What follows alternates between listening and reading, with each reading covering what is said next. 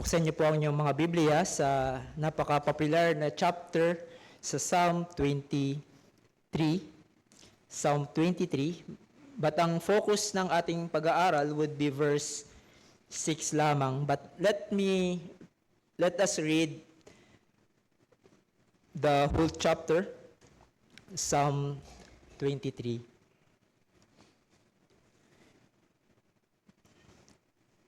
The Lord is my shepherd, I shall not want. He makes me lie down in green pastures. He leads me beside still waters. He restores my soul. He leads me in the paths of righteousness for his name's sake. Even though I walk through the valley of the shadow of death, I will fear no evil, for you are with me. Your rod and your staff, they comfort me. You prepare a table before me in the presence of my enemies. You anoint my head with oil. My cup overflows. Then in verse 6 will be our focus. Surely goodness and mercy shall follow me all the days of my life, and I shall dwell in the house of the Lord forever. Tayo po ay humingi muli ng tulong at biyaya sa Diyos. Again, let's pray.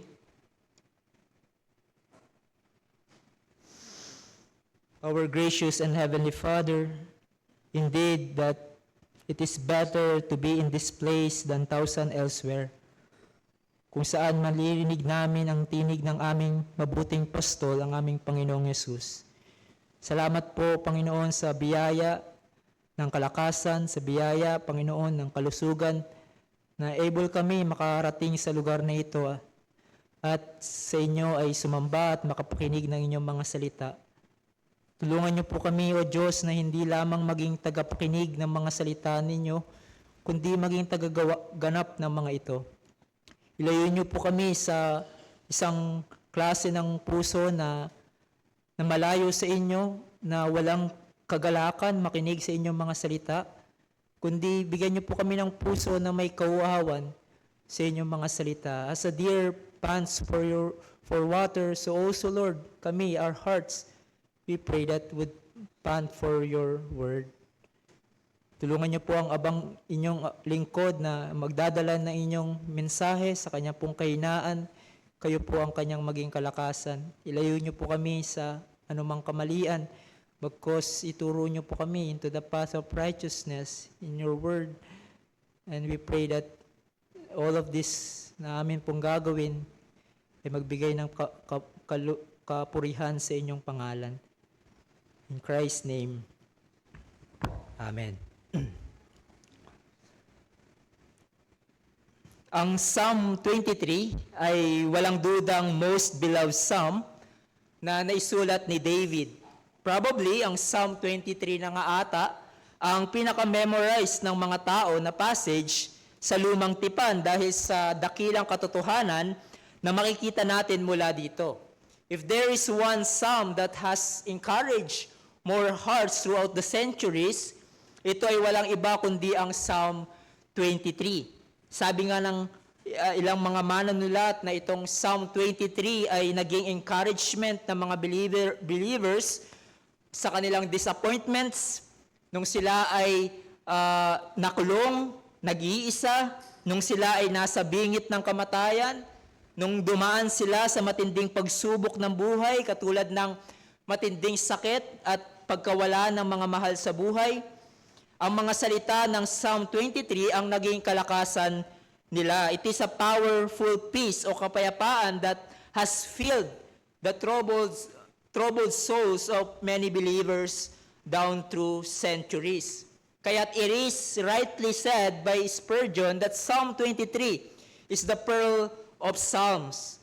James Montgomery Boyce said that millions of people have memorized this psalm, even those who have learned few other portions. Ministers have used it to comfort people who are going through severe trials, suffering illness, or dying. For some, the words of this psalm have been the last they have uttered in life. Now, bakit ganun na lamang ang impact ng Psalm 23 for many? Dahil ang psalm na ito ay punong-puno ng katotohanan pagdating sa pangangalaga ng Diyos sa kanyang mga tao. It is a testimony of God's abundant grace and goodness of God to His people.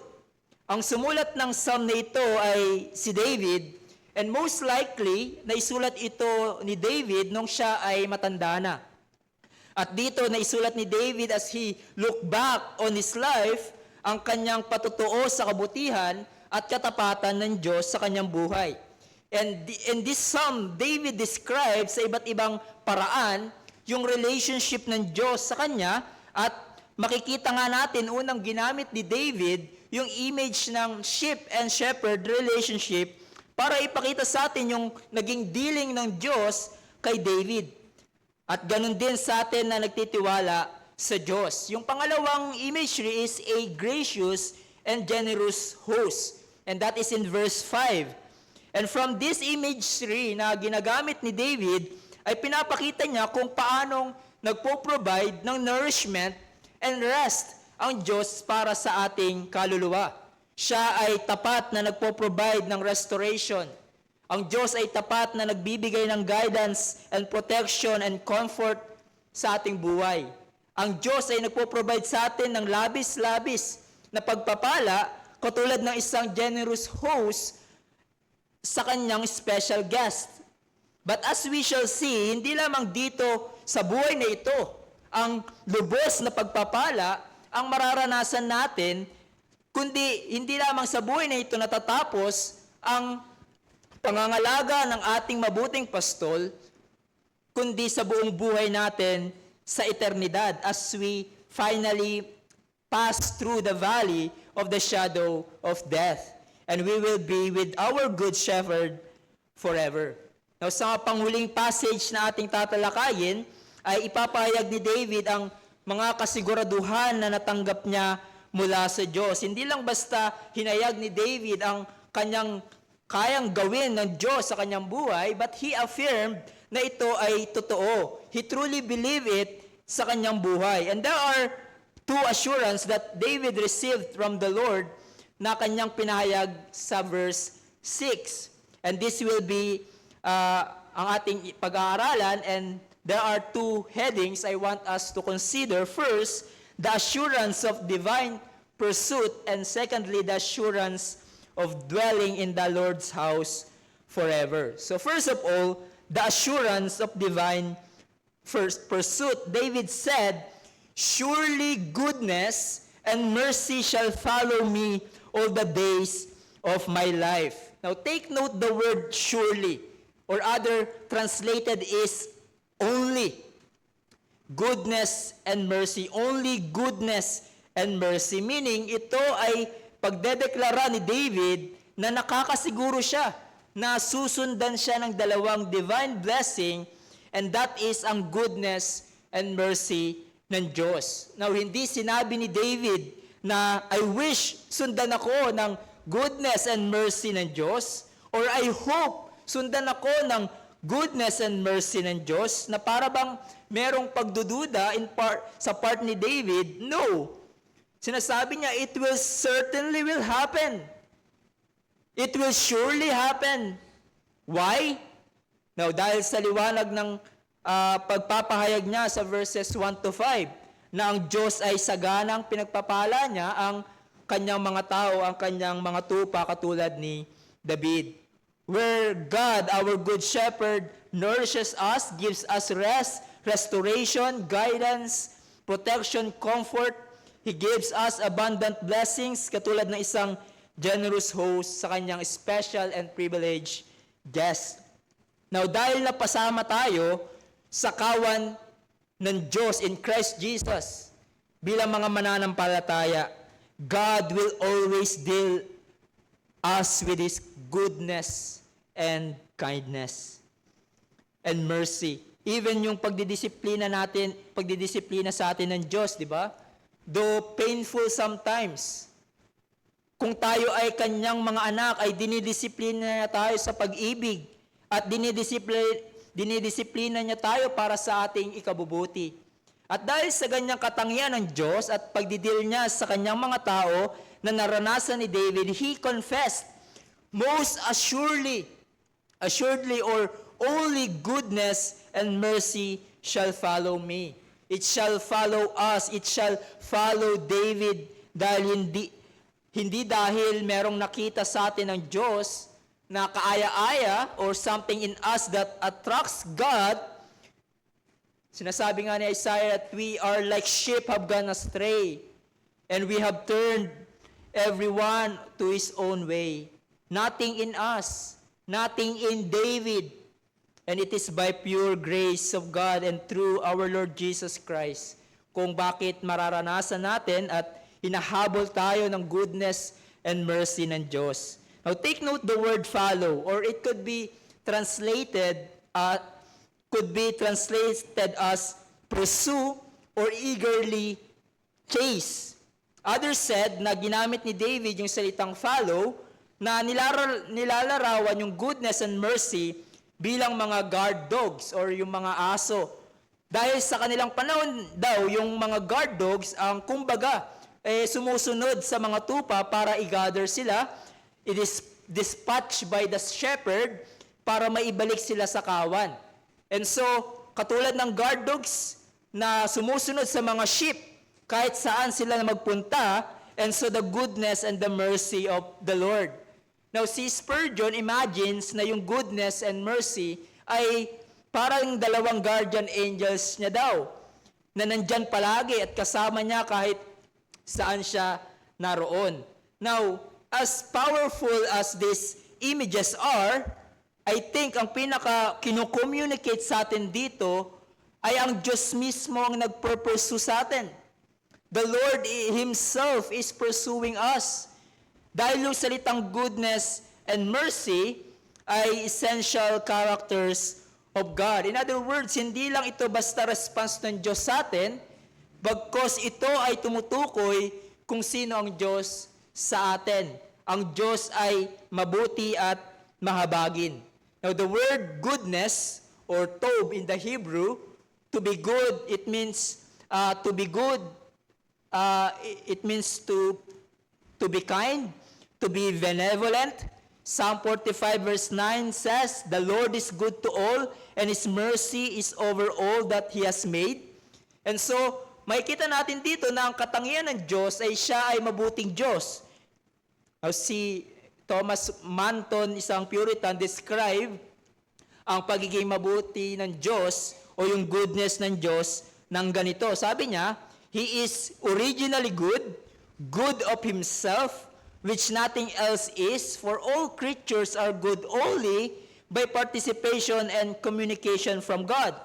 He is essentially good, not only good, but goodness itself. The creature's good is super-added quality. In God, it is His essence, is infinitely good. The creature's good is but a drop, but in God there is an infinite ocean or gathering together of good. He is eternally and immutably good, for He cannot be less good than He is, as there can be no addition made to Him, no subtraction from Him. In other words, perpektong mabuti ang Diyos. Hindi nababawasan o madadagdagan pa ang kanyang kabutihan. Siya ay eternal na mabuti at likas na mabuti. That's who God is. That's His being. His being. Kung kikilalanin mo kung sino ang Diyos, makikilala mo siya bilang isang mabuting Diyos. At ang kanyang kabutihan ay namamalas, katulad ng nakita natin sa Psalm 145, that His goodness manifest sa lahat ng kanyang nilikha. The goodness of God is demonstrated in His abundant care sa kanyang creation. Even yung mga tao nagre-rebelde sa Kanya ay nararanasan pa din ang kabutihan ng Diyos sa buhay na ito. Pinapakain sila ng Diyos, binibigyan sila ng hininga ng Diyos, ang kanilang pangangailangan. But ultimately, the goodness of God ay namalas sa pagliligtas niya sa mga makasalanan. Sinabi ni Jesus in John 10:14, "I am the good shepherd."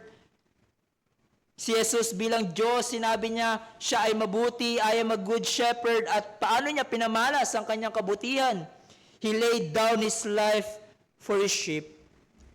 Titus 3:4 says, "But when the goodness and loving kindness of God our Savior appeared, He saved us, not because of works done by us in righteousness, but according to His own mercy." The goodness of God, brethren, the goodness of God and His love for hell-deserving sinners like you and me have brought us into the state of grace. At lahat ng mabuti at pagpapala na makikita natin dito sa mundo, galing ito sa Panginoon. Ang Diyos ang source ng lahat ng ito dahil Siya ay mabuting Diyos. Sinabi sa James 1:17, "Every good gift and perfect gift is from above, coming down from the Father of lights, with whom there is no variation of shadow due to change." And so, yan ang sumusunod sa ating buhay bilang mga tupa ng Diyos. Kung ikaw ay mananampalataya, ang goodness ng Diyos ay sinusundan ka. But hindi lamang yon, dahil binanggit ni David that also mercy shall follow me. The word mercy, some of you are familiar, perhaps dito, kased in the Hebrew, ay yung word na ito ay marami ang nakapaloob dito sa salitang ito. Hindi lang ito basta habag or mercy, but tumutukoy din ito sa faithfulness ng Diyos, sa kabaitan ng Diyos or kindness. Even others said na ito ay tumutukoy sa grace, sa biyaya ng Diyos. Yung iba attempted na gumawa ng English word na malapit sa meaning ng salitang kesed na ginawa nilang loving kindness. So pinagsama yung loving at kindness, but hindi pa din ganun ka-aakma dahil napakayaman ng salitang ito. But kung titignan natin sa lumang tipan, unlike yung goodness na general, dahil nararanasan ito ng nilikha, lahat ng nilikha ng Diyos, natatanggap ito even the unbelievers, that they receive the goodness of God. Yung salitang mercy or kesed ay halos synonymous sa goodness, but merong fine distinction. Ang fine distinction nila, ang mercy, ay ginagamit sa covenant people of God. In other words, it is a covenantal term. One writer puts it in this way, the kesed of God is the covenantal commitment to bless His people with His goodness. So merong sense of limitation yung salitang kesed or mercy, dahil itong mercy na ito, ang target nito ay ang mga taong tinipan ng Diyos. Now let us look at two passages kung saan nakakonect yung mercy ng Diyos sa kanyang mga covenant people. For example, in Exodus 20 verse 5 and following, ang kausap dito ay ang bayan ng Israel, "You shall not bow down to them or serve them, for I, the Lord your God, am jealous God, visiting the iniquity of the fathers on the children to the third and fourth generation of those who hate me, but showing steadfast love," or kesed, to thousands. Now, to whom? "Of those who love me and keep my commandments." And in Nehemiah 1 verse 5, sabi niya doon, "And I said, O Lord God of heaven, the great and awesome God, who keeps covenant and steadfast love," or kesed, "with those who love Him and keep His commandments." So you see, the mercy of God is what He desires for His people. But hindi lamang yan ang ini-emphasize ng salitang mercy. It also emphasizes that God shows His loving kindness to those undeserving. Ang mga tao ng Diyos sa lumang tipan na kanyang tinipan ay hindi nila deserve ang mercy ng Diyos. Dapat matagal na silang pinaparusahan ng Diyos dahil ang titigas ng ulo nila. Pero nahabag pa din ang Diyos sa kanila. Hindi ibinigay ng Diyos ang nararapat sa kanila. He withheld His punishment against them, and that's mercy. Tayo din, hindi natin deserve ang mercy ng Diyos, but He grants it to us. Now, hanggang kailan tayo susundan ng goodness and mercy ng Diyos? Hanggang kailan tayo susundan ng goodness and mercy ng Diyos? Kapag ba maalwan lang ang buhay? Kapag ba maalwan ang buhay? Kapag ba wala tayong masyadong iniisip na problema? When everything seems right and calm, or katulad ng pananaw ng iba ngayon na kung madami silang material blessings, they confess God is good. Pero kung isang araw nahirapan sila sa buhay, they question the goodness of God. Akala ko ba mabuti ang Diyos? Bakit nangyayari sa akin ang mabibigat na problemang ito? They limit ang goodness at mercy ng Diyos sa material blessings. Now, hanggang kailan tayo susundan ng goodness and mercy ng Diyos? Anong sabi ni David? All the days of my life. In other words, sinasabi ni David, buong buhay ko, Panginoon, naging mabuti ka at mahabagin sa akin. Sa araw-araw ng aking buhay, every single day of my life, your goodness and mercy pursue me. Isipin nyo yung bigat ng statement na yan sa context ng naging buhay ni David. And again, I believe sinulat ito ni David sa end ng kanyang buhay. At nagbalik tanaw siya sa nangyari sa kanyang buhay. David confessed, in all that happened to me, I see only goodness and mercy. Sa kabila ng pangyayari ng kanyang buhay, ang kanyang encounter sa mga kaaway ng Israel, ang madaming pagtatangkang pagpatay sa kanya ni Saul at ng kanyang anak ni Absalom, ang kanyang mga kaaway, ang pagkakahulog niya sa kasalanan kay Bathsheba, at pagdidisiplina sa kanya ng Diyos. Yes, even that David confessed, I see the goodness of God. Dahil ito ay kinilos ng Diyos para sa ikabubuti niya. Even his failings ay ginamit ng Diyos in order for him to see how weak he is, how insufficient he is sa kanyang sarili. At para patuloy siyang lumago sa kabanalan at magtiwala sa Diyos at hindi sa kanyang kakayanan. Even sa pinakamadilim na yugto ng buhay niya, naranasan ni David ang goodness and mercy ng Diyos. Hindi siya iniwan ng Panginoon. Now, mga kapatid, katulad ni David,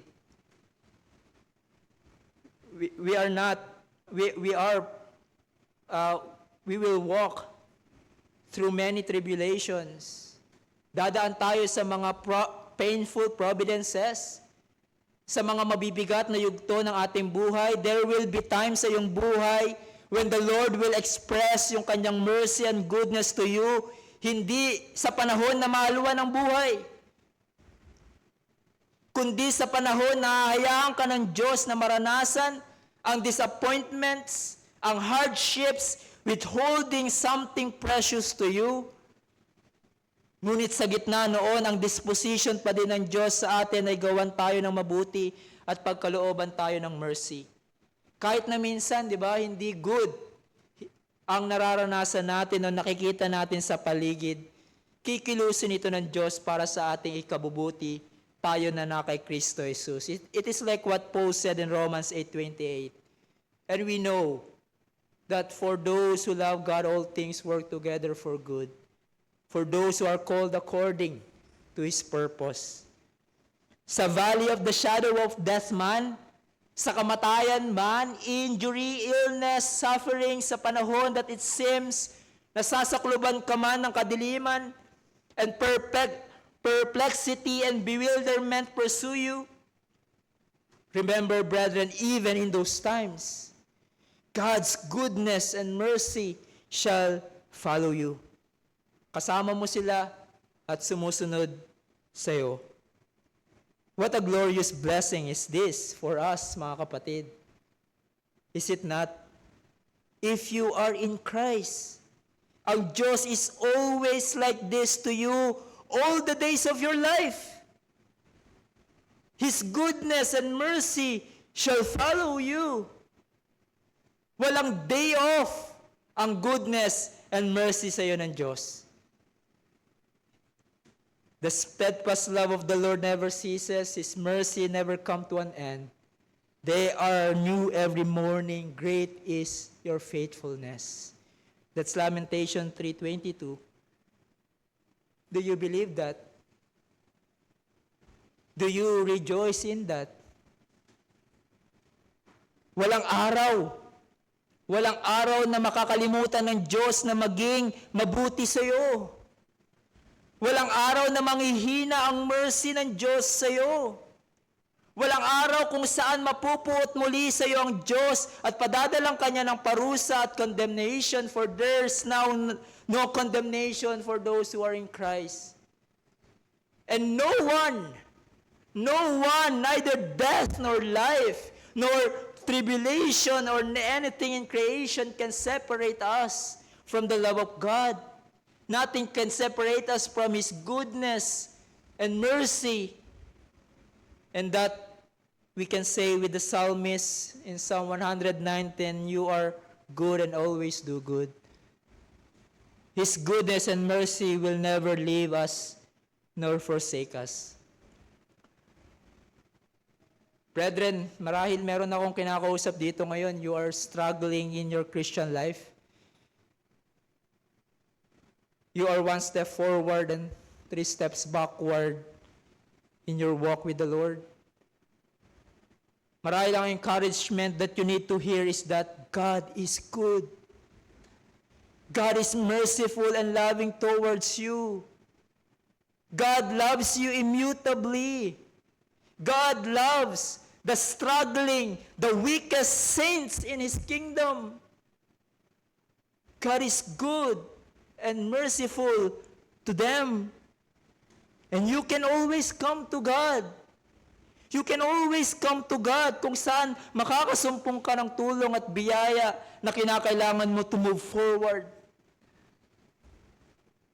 Sa iyong pagkakadapa sa kasalanan, maaari ka palaging lumapit sa iyong Diyos Ama through Christ Jesus, who is good and merciful to forgive all your sins. Kung matagal na kayong mananampalataya, you can testify with David. Looking back sa mga pinagdaanan mo noon, marahil mas madaming hindi kaaya-aya ang nangyari sa iyo kaysa sa magandang pangyayari. O dili kaya baliktad, madaming magandang nangyayari sa iyong buhay kaysa sa mga mabigat na problema. Ngunit hindi ka pinabayaan ng Diyos. Hindi ka iniwan ng Diyos. Many times you failed Him. Many times you wander and go astray. Many times you became unfaithful, but He remains faithful. He remains merciful and dealing you with His kindness. Preserve ka niya hanggang ngayon, nandito ka pa din. Hanggang ngayon, nandito ka pa rin. I remember last week, dahil sa Facebook memories, no, yung lumalabas yung mga pictures doon sa Antipolo, yung maugma. That was 4 years ago. Ang bilis ng panahon. Diba? Remember yung bago ka mag-preach, may smoke machine? Hindi, siga ng kapitbahay. It's been 4 years and some of you is still here. At ako, nakita ko yung picture ko, I'm still here preaching to you the Word of God.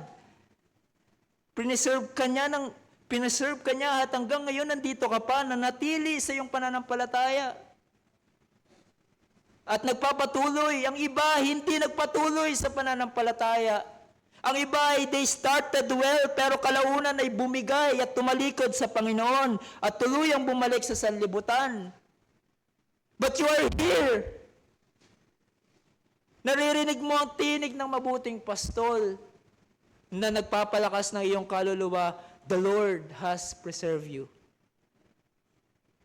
Surely goodness and mercy follow you. Naalala mo ba yung panahon Naalala mo ba yung panahon na ikaw ay nanghihina?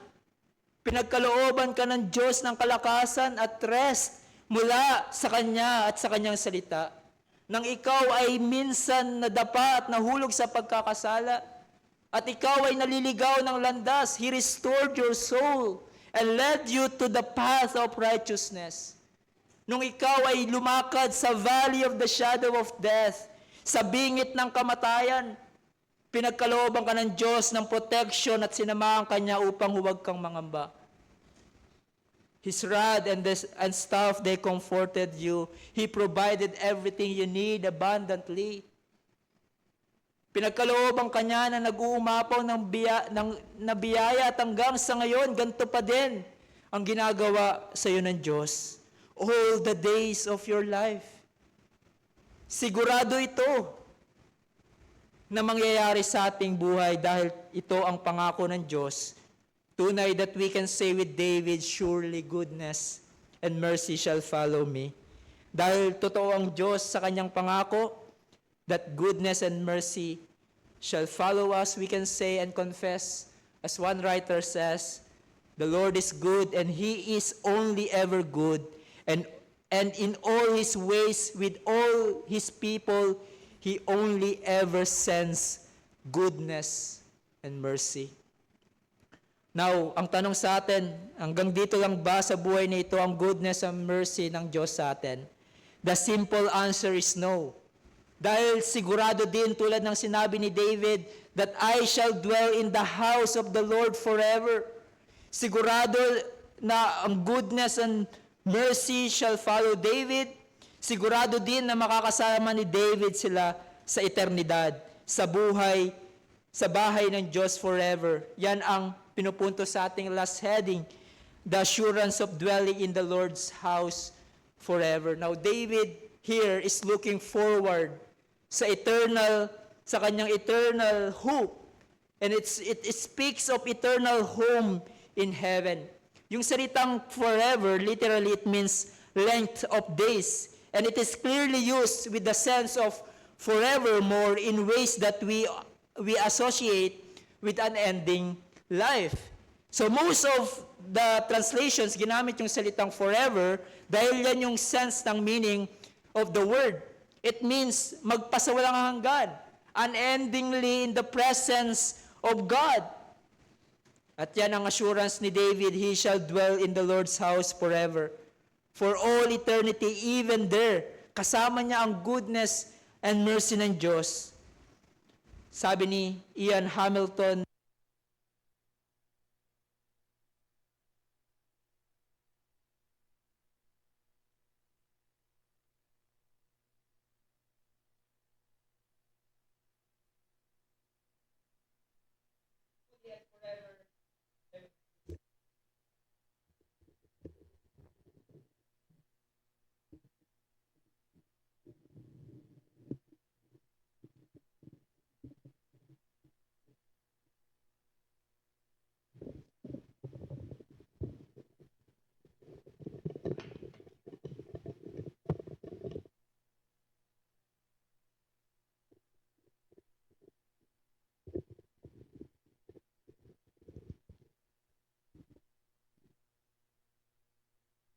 thank you, goodness and mercy. Hello. So kung dito sa mundo, yung kabutihan ng Diyos at ang kanyang habag ay hinahabol tayo, sa langit kasama ang Diyos, we will embrace them. We will experience them in full measure. Dahil sa tahanan ng Diyos sa langit, wala nang kasalanan, wala nang pakikibaka sa kasalanan, wala nang pagdududa at failings. At kung ikaw ay anak ng Diyos at tunay na mananampalataya kay Jesus, sigurado ito ang destination mo. Heaven with the Lord is the sure destination, an eternal abode of every sheep of Christ. Ito ang patutunguhan ng bawat mananampalataya dahil ang biyaya ng Diyos na nagligtas sa atin at ang biyaya ng Diyos na nag-preserve sa atin sa buhay na ito ay parehong biyaya. that will lead us home, that will lead us to the Lord's house in heaven. Malaking comfort ito sa atin mga kapatid dahil kahit mawala na tayo sa mundong ito, malampasan natin yung tinatawag ni David na valley of the shadow of death, ang kamatayan. Surely we will dwell in the Lord's house forever. Ito ang ating pag-asa. Now, our hope is not just our life will go on and go on, but we will be with the Lord. Ang Diyos na nagkaloob ng kabutihan at tabag sa atin dito sa lupa ay makakasama natin forever. Kaya nga sinabi ni Paul, it is far better to be with the Lord. At yung pinakahihintay natin at pag-asa natin ay kung saan ang ating katawan ay bubuhayin muli ng Diyos. We will have a resurrected bodies and we will dwell in the house of the Lord forever. Oh, brethren, what a day. What a day when finally we will no longer sinning. What a day when we shall see Christ our Savior face to face. Oh, what a day when faith shall be sight and we will dwell in the Lord's house forever. So in conclusion, in the light of these truths, our assurance of goodness and mercy shall follow us, and the assurance that we shall dwell in the house of the Lord forever. Ano ang marapat nating tugon sa mga ito? Let us praise God. Let us thank Him for His goodness and mercy. Hindi natin deserve ang mga ito, brethren. We don't deserve even a drop of His mercy and goodness. Hindi dapat goodness ang mercy ang humahabol sa atin, kundi ang wrath and judgment of God dahil sa ating kasalanan. But in Christ Jesus, our good shepherd who laid His life for us, natanggap natin not only His goodness, but His rich mercy.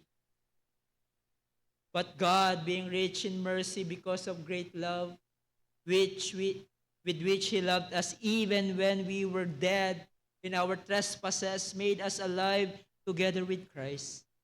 Pasalamatan mong Diyos sa Kanyang kahabagan sa iyong kaligtasan.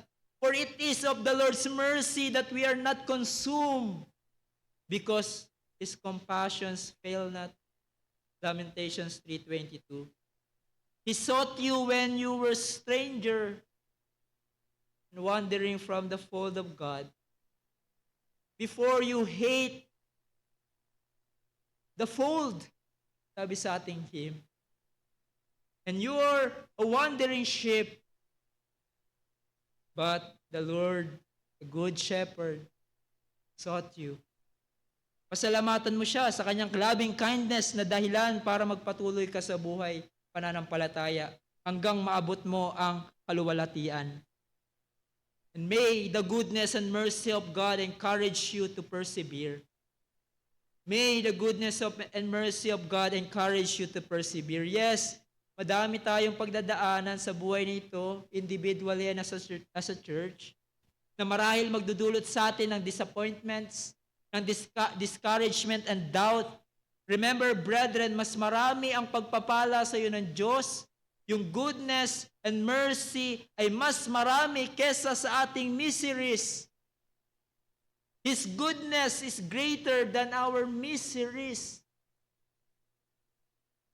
Though our miseries are many, though our struggles are many, even though our sins are many, His mercy is more. His goodness is greater sa ating buhay. Don't be discouraged. Don't be afraid. Press on, brethren. If you are in Christ, God's goodness and mercy shall follow you all the days of your life hanggang mabot mo ang kaluwalhatian ng langit. Trust His goodness and mercy. Trust His goodness and mercy. In other words, pagtiwalaan mo ang Diyos. Pagtiwalaan mo ang Kanyang kabutihan, even though at times hindi natin naiintindihan. ang pinangyayari ng Diyos sa ating buhay, even though parang walang mabuti ang nakikita natin at parang ang bigat ng sitwasyon, bear in mind that His goodness and mercy will never fail. Even sa darkest times ng ating buhay ay kinikilos ng Panginoon ito para sa ating ikabubuti. Even in the valley of the shadow of death, the Lord's mercy and goodness are all around us upang hindi tayo matakot at panghinaan ng loob. Marahil ang iba sa inyo ay kilala si William Cowper, isang hymn writer, and he wrote many wonderful hymns. But si William Cowper ay nakaranas ng matitinding suffering sa kanyang buhay. Nagkaroon siya ng severe depression. He even attempted to commit suicide dahil sa bigat ng kanyang pinagdadaanan, na marami siyang mga health problems. But he looked to God. At it was those times of deep darkness ng kanyang buhay kung saan nasulat niya ang famous hymn, God moves in a mysterious way. Kung saan sinabi niya doon, you fearful saints. And that's us. We are so fearful with so many things. We are anxious with so many things. You fearful saints, fresh courage take. The clouds you so much dread are big with mercy and shall break. In blessings on your head, judge not the Lord by feeble sense, but trust Him for His grace. And I love this lyrics. Trust Him for His grace. Behind a frowning providence, He hides a smiling face. His purpose will ripen fast, unfolding every hour. The bud may have a bitter taste, but sweet will be the flower. At dito ang hamon sa atin. Trust His goodness, trust His grace, knowing even ang ating sufferings in this life, the painful providences ay under the control ng ating good and sovereign God. At kinikilos niya ito for our good. Trust your shepherd, hindi kanya iiwan ni pababayaan. At tulad nga ng sinabi ng isang writer, if you cannot trace His hands, trust His heart. Trust His good and merciful disposition towards you. Nawa masabi mo din, katulad ni David, when you look back sa mga nangyayari sa iyong buhay at sa mga panahon na darating, surely goodness and mercy shall follow me. And you praise Him and believe it with all your heart. And again, yes, maraming troubles, and pains, and trials, but behind all of that, the goodness and merciful hands of God working all of it for our good, for you to be conformed to the image of His Son in holiness and righteousness. And for you, my friends, ang mabuting pastol na pinapakita dito na nagpala kay David ay nahayag kay Kristo Jesus. Si Jesus ang mabuting pastol. He is good and merciful, na inalay niya ang kanyang buhay para sa kanyang mga tupa, para sa mga makasalanan. This good shepherd, my friend, ay ayaw niya kayong mapahamak. Bagkus nais niya kayong magtiwala kayo sa Kanya upang kayo'y magkaroon ng buhay na walang hanggan at maranasan niyo ang nag-uumapaw na pagpapala niya bilang mabuting pastol. Ano ang nagpipigil sa inyo para hindi lumapit kay Jesus at magtiwala sa Kanya? What hinders you to come to Christ? I'm telling you, anuman ang pumipigil sa iyo para hindi magtiwala kay Jesus ay hindi maikukumpara sa kung anong kaya niyang ipagkaloob sa iyo ni Jesus. Namely, the abundant life, the blessings mentioned here in Psalm 23, salvation from sins, His goodness and mercy all the days of your life. ang sobrang-sobrang biyaya at habag na kinakailangan mo para malinis sa iyong problema na kasalanan ay matatagpuan kay Kristo Jesus. As one Puritan says, there's more mercy in Christ than sin in us. He can cleanse you. He can cleanse you from all your sins and unrighteousness. Gaano man kalalim ang pagkakabagsak mo sa kasalanan, kaya kanyang ihango sa iyong pagkakasala. Kaya kang ihango dito ng mabuting pastol na si Jesus. Gaano man katindi ang pagkakaligaw mo, kaya kang i-restore ni Jesus and lead you to the proper path. At hindi muli tinatawagan ka ng mabuting pastol na ito. O katulad ng inawit natin kanina, a friend of sinners. He is a friend of sinners. Come to Him and you will be saved. Nais mong maging tupa ng Diyos.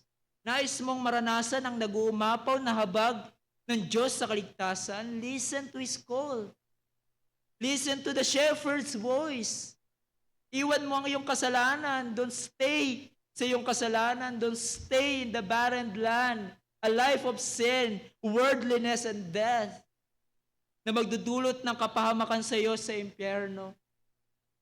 Come to the call of the Good Shepherd who can make you lie down in green pastures, who can lead you beside still waters and restore your soul.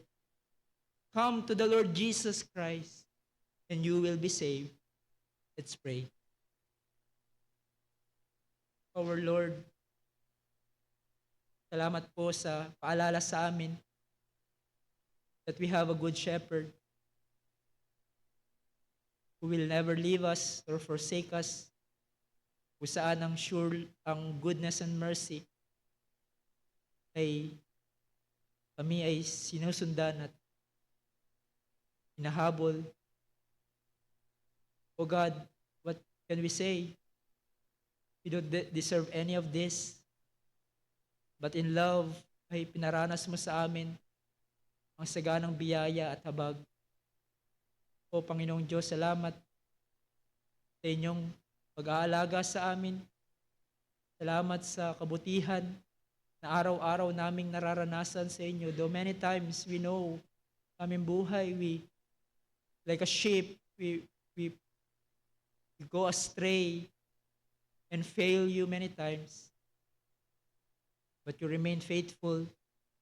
You remain good in dealing with us with your mercy and goodness. Oh God, thank you.